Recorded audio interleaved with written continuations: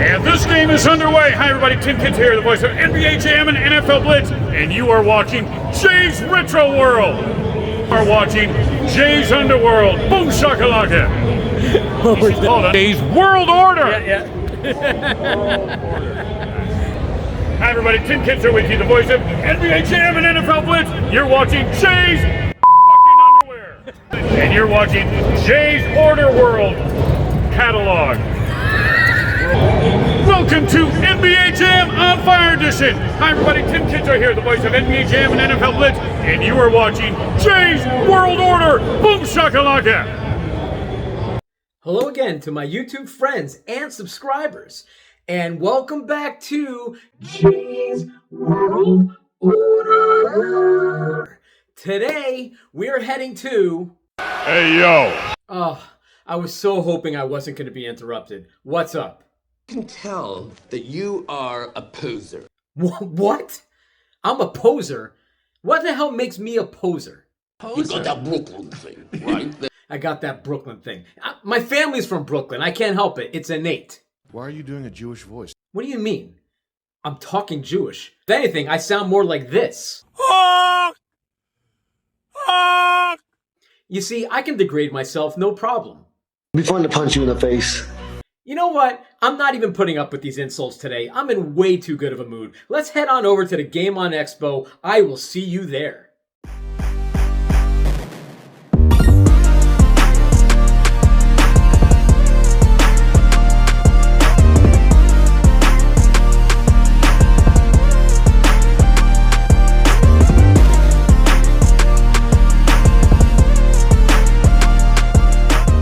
I got Criticom for the Sega Saturn.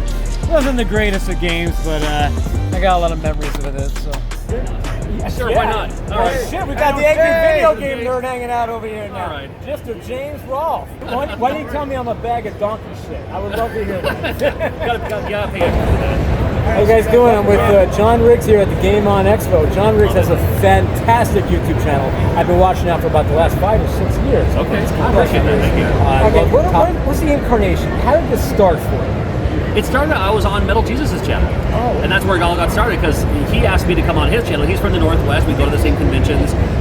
I started talking to him about all these great import games, and he was like, oh, you know a lot about imports. Do you want to come on my channel and talk about it? I was like, I could do that. Him not knowing I came from a radio background, I talk about whatever. I could talk about anything all day long. So we did a couple videos together. He was like, oh, no, that was really easy. Come back on my channel more and more. And the more we did that, after a while, he was like, you know, you can start your own channel too. I was like, no, but you do all the editing. See, I don't have to worry about that. I just want to talk about video games. So Jason was the one, Metal Jesus was the one who was like, well, you know, even if you do like one video a week about whatever, I mean, that would be a good start. So I started doing that. You know, he helped me out along the way. And that's really just about how it got started. That's awesome.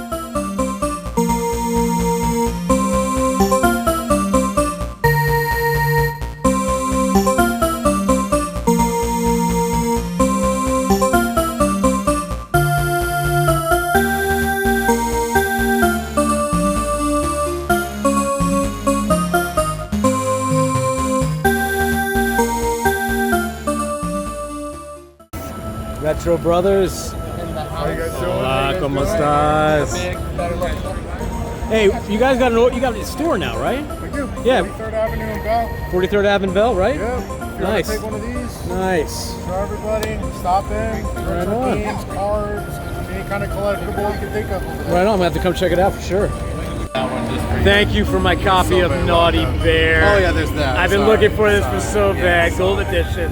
Thank you, my good friend. Thank you. Appreciate it as always. Oh, I appreciate it. So glad you had it. Pat the NES Punk on Jay's World Order. It's an honor. It's a privilege. It's a pleasure to finally meet you, sir.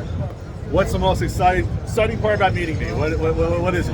The fact that you own the Nintendo World Championships gold and gray cards, and that you're on Pawn Stars willing to sell it, kind of blew my mind away, because I would have never done such a thing. I gotta ask you, did you sell the Nintendo World Championship gold card? Not on Pawn Stars. I didn't offer enough. Okay. They should have bought it because back then I think I was asking $35,000 for both. Wow. And now they're worth both about $400,000 at least for both. But it was a fun time with Chump Chum's a on good guy? set. It was fun. Yeah, I've been to the store, the real store. They gave me a T-shirt.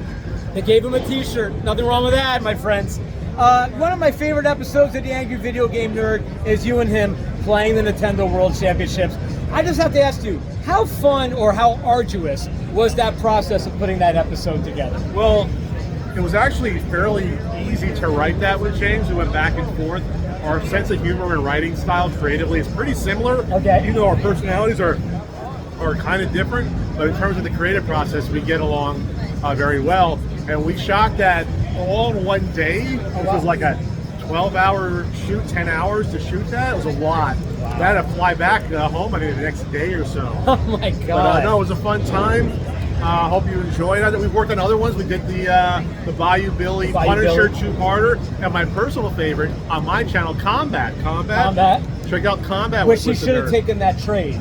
You should have taken that trade, absolutely. Let's say. What is something that you went out on the hunt, on the find, least expected, was so surprised that you found that you had to snatch it up from a garage sale or a yard sale? Well, I found a lot of like toys, like G.I. Joes that are unopened on the card from the 80s. Yeah, wow. We're talking like 12, 13 years ago, you can still find that stuff. Right. And they're like $10 each, and I regret not buying a couple that were there. I bought like what I had cash on me, but there was one that I passed on that's not worth like $2,000. Right. A Tunnel Rat European Tiger Force exclusive. Ooh. And it was 10. Back then it was probably only worth like a few hundred, but now it's worth like $2,000. So you don't know what you're missing out on. You never know. And I didn't have a smartphone. This is how old it was before I got an iPhone. So I had no way of like checking the prices. So I was like guessing, is this one worth money? Is this one a good one to get? Yeah. I still did well, but you know. Yeah, no. Everyone makes mistakes. You got a good eye. You got a good eye, Pat. So I just want to ask you, as the world of gaming is evolving, and we're getting away from digital, I'm getting away from handhelds and physical media, and going into more digital. What do you see the future of gaming? Future of gaming is going to be, well, Nintendo's always going to do their own thing and survive on their own because they have, you know, the software and exclusive stuff that's worth a lot of money and people love it. They have the movies now, they have the theme parks. Microsoft is basically saying we're just going to sell computers and you can play our games wherever. Sony's going to do their thing. I don't know, the future's kind of weird. Yeah. But people always want to game and have fun. That's going to be, it's been around for over 50 years now and it's going to continue. My last question. How do you feel about artificial intelligence coinciding with creation of gaming? I think it's garbage. I think that you cannot remove the human element. You get slop. You get stuff that won't last at all. It'd be like, you know, playing a bunch of mobile games on a console. Yeah. It'd be like that quality where it's like, you know, humans are important. Let's not just throw us away. Because without humans, you'd have no AI to steal from. Hey, one leg at a time.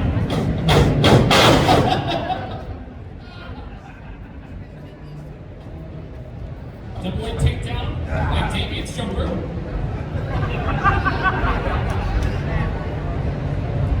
Maybe a spear next. Truth. He's got it.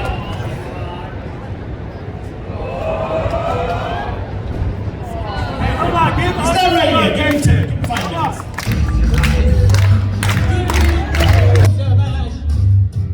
It was a great dance night. It caught on in a flash.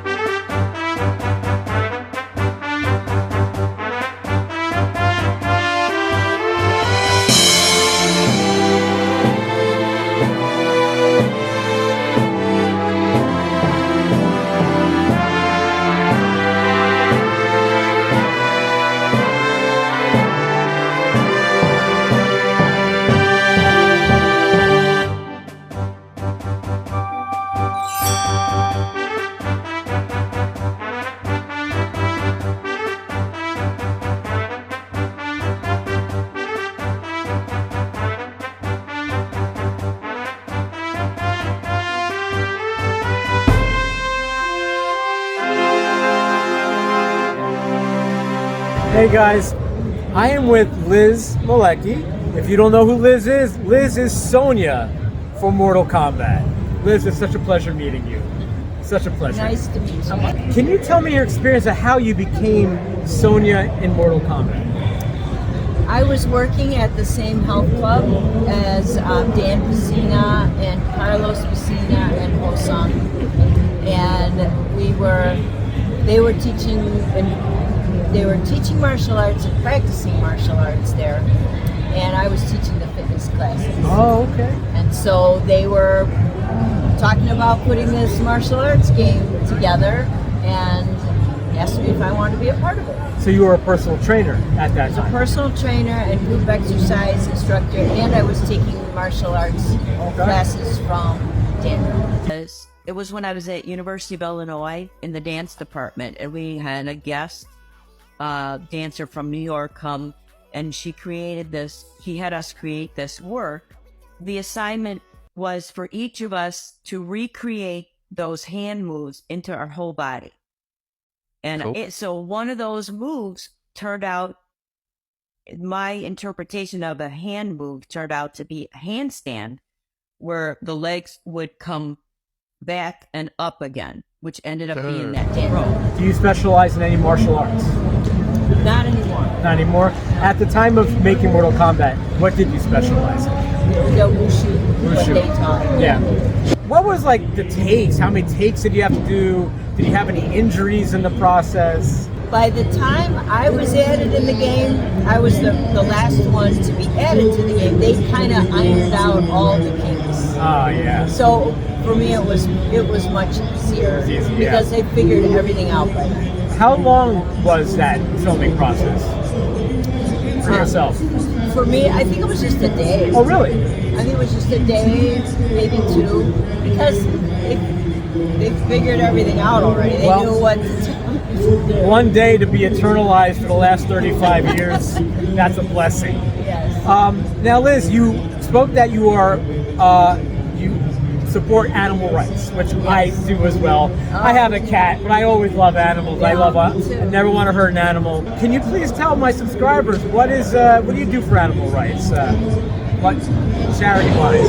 Well, my big thing is the cruelty to animals. That's just mine. Yeah. And I think that people should consider being vegans, but I think they should not think that they have to never, ever, ever eat meat. It might be easier to just not eat so much. And if the farms don't have to produce so much meat, because everybody in the world is eating meat, 2 or 3 times a day. If everybody ate meat 3 times a week, they wouldn't have to cram the poor animals in the cages. Yeah. They could be all free roaming. So that's just kind of my... I was thinking recently, knowing all these fast food restaurants are closing down, someone like yourself, like, oh good, less animals are going to need to be slaughtered now for this. Exactly. Yeah. Exactly. Yeah, for sure. But I really like to support animal equality. And they advocate for what we were just talking about, the farm animals. I like to support White Coat Waste Project. What's that? They are the ones that have been trying to get the government to stop testing on animals with our taxpayer money. Oh, wow. We are funding the National Institute of Health's testing on animals. Get dogs and cats, rabbits and monkeys. But can you imagine testing on dogs and cats in this day and age? But they do. Has it improved? Yes, they have been quite successful. They've shut down several testing labs. Sure. The NIH is going to stop testing on dogs and cats like sometime. Liz, it was such a pleasure talking to you. Thank you so much for sharing your story about Mortal Kombat. And I think it's absolutely wonderful. You're such a strong proponent for animal rights. And I hope whatever dream that you can achieve for these animals comes true. Thank you. Thank you so much. Thank you for being a supporter as well. A pleasure. Thank you, Liz. Thank you, guys.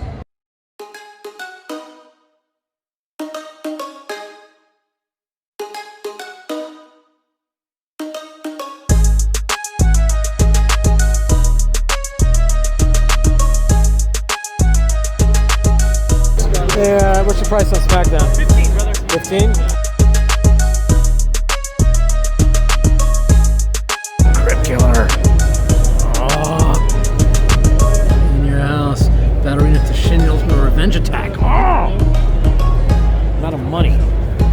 Freak. I've spent too much already today. You don't want to know how much I spent. I'm not going to tell you. Just, it's enough. I spent a lot.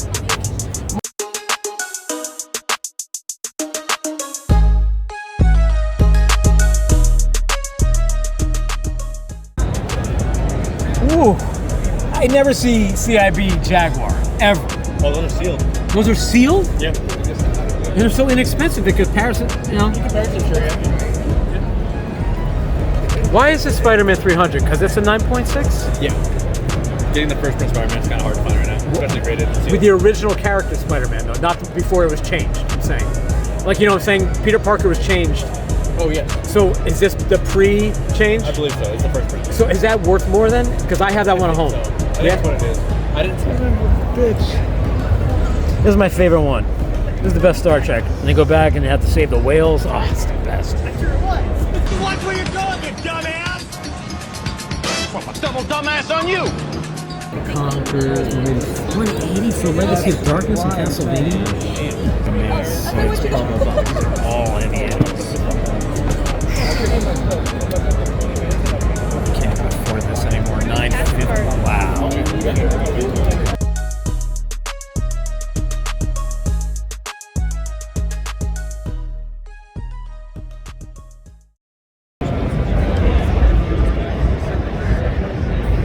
Thank you so much. Hey, Jay. Hey. Jay, I understand that you have a YouTube show called Jay's World Order? Yeah, something like that. Jay's It doesn't Underworld. fall off my tongue. How about Jay's Underworld? Jay's Like Underworld. the underbelly of the industry, right? Or Jay's, you're watching Jay's Underwear. I'm more like a barnacle on the whole of industry. That's the underworld. That's the me. bottom of the boat. You know. Anyway, yeah, nice to talk to you, man. You as well. Buddy, you're the voice of NBA Jam, the voice of NFL Blitz, the voice of NHL Hits. And my favorite game, MLB Slugfest. I love the baseball MLB version. Slugfest. Yes. So, and you've been a part of my lexicon now for over 30 years. So to talk to you in person, for me, I'm almost starstruck in a way. What is the origin of Boom Shakalaka? Well, I wish it was all mine, but when I was a kid, you might have heard of a band called Sly and the Family Stone. Absolutely. An absolute game changer in the music business. He had a great song called I Want to Take You Higher. Now, the reason that plays into what NBA Jam is all about is there's such a great hype song. So the song goes like this: I want to take you higher. Boom shakalaka laka, boom shakalaka. That's Bow right. down, down. That's where you got it from. So imagine like Jordan. All right, hold on. It's amazing that it works. It works so well. So imagine this dude. So I'm from Chicago. Imagine this guy flying to the hoop, the ball on fire. Jordan is on fire, like soaring through the air, like I want to take you higher. Boo shakalaka laka, boo shaka. Well, he was saying boo shakalaka, boo shakalaka. So a guy in the sound booth down the hall when I'm recording is listening to Slide. He's like, oh man, hey John, tell Tim to say boom shakalaka. He just thought he was hearing boom shaka, boom. He was hearing an M. So and I'm in the booth and John goes, hey Tim, say boom shakalaka. I go, what the hell is boom shakalaka? And I figure I'm up on all the terminology, basketball. I'm a big basketball fan. Like, I'm not going to say something stupid that's not part of the basketball lexicon. Right. Little did I know it would become part of it. So I just said, whatever. Boom shakalaka. One more for good. Yeah, boom shakalaka. Okay, moving on. That was it. Amazing. It absolutely, like, we call that the gift from the gods of gaming. And it would not have happened, if I wasn't in the studio. Like nowadays, everybody works from home, everything else. The fact that that guy was listening to that song is always been one of my favorite artists' songs. Serendipitous. Yeah. Onomatopoeia. It's onomatopoeia. And do you know what that means? It means a word that sounds the way it's spelled and sounds the way it is. And when you hit, I'm not describing it very well. When you hit that rim, boom, and then it rattles, it shakes. Right. Shakalaka. Yeah. Boom shakalaka. It literally describes the moment. So was it intentional? Nope. Okay, so it was improv. Accidental onomatopoeia, which doesn't happen a lot, but if it does, kaopectate or Pepto-Bismol. Sure. You know. So that was what I was going to ask you about voiceover work. Yeah. You do have a script. Yeah. You do have a sheet of things you have to say. But when you're making these games, what is the room for improvisation? Well, first of all, the early scripts, you're just really listing the things that were said during an NBA broadcast. NBA Jam, if you go back to 1993, it is what Marv Albert was saying on the weekend, because the producer, who also wrote that great theme song, he would just watch the basketball game and just write down everything he heard. So that's how we did it. And I'm just, doing the business like, I just wanted to read this. Okay, blah, blah, blah, blah, blah, rejected. Terrible shot, puts up a break, can't fly, blah, blah, blah, blah, get that shit out of here, on fire. Boom, that's done. So there was really not much. Of course I went off and walked around, Yeah. But what made it into the game was basically his script. But then when we went on to Blitz, we went on to Slugfest and all the other titles, now the games had the ability to load a lot more memory. Because the first one, it was just like, it could only hold this much memory. That's why it's also like basically 1, 2 word, 3 word superlatives. But by the time we got rolling, then it was just like, it was like live at the Comedy Store. Yeah. We got the script, but I wrote most of the script too. The first time I started writing Blitz, Sal DeVita, who was also in Mortal Kombat, he was the producer on Blitz, he was the co-creator for Mark Jamel, NBA Jam, and NFL Blitz. He's like, just have some fun. So we would always do improv. So every script after NBA Jam, the original, was always a lot of improv in addition to the script, but I was also writing. Yeah, writing is just improv on paper. There's been so many incarnations though of NBA Jam throughout the years. Do you have to go and re-record every time? Yeah.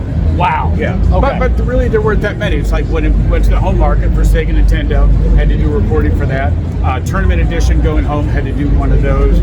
The tournament editions too. So all the original, like a version in the arcade, and then the version for the home were separate, and then Showtime was a separate one. I didn't do Hang Time. Okay. But then the next version I did was NBA Jam with EA Sports 2010-2011. That was on 360. On Fire Edition. It was on everything. Yes. On everything. Yeah. I think I have that one at home, which is my favorite version.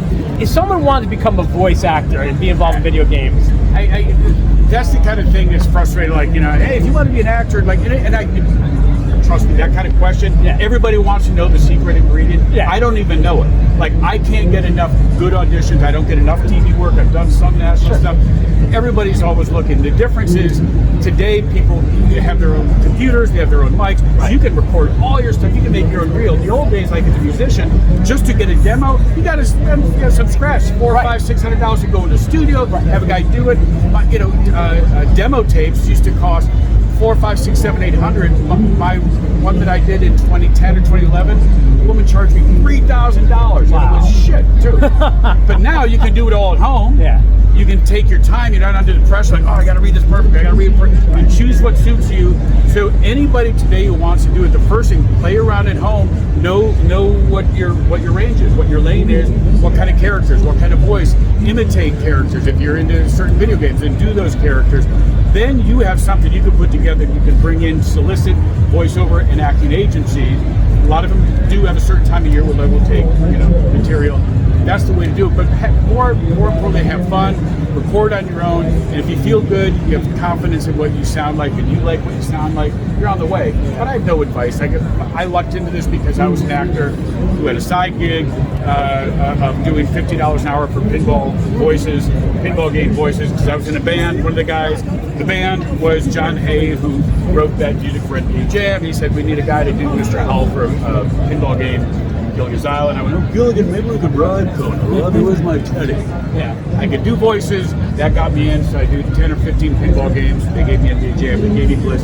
Everything was just handed to me. Wow. Because I knew a guy who was in the sound department, and I had a good voice. I'm an actor, an improv guy. So it's the right place, right time. Right place, right time. But I had all the skills. Love sports, love improv, love writing, love comedy. So perfect marriage. Yeah. Well, thank you so much, Mr. Kitzrow. I really appreciate it. Thank you so much. Underworld, Jay's Underbelly. Jay's Underbelly.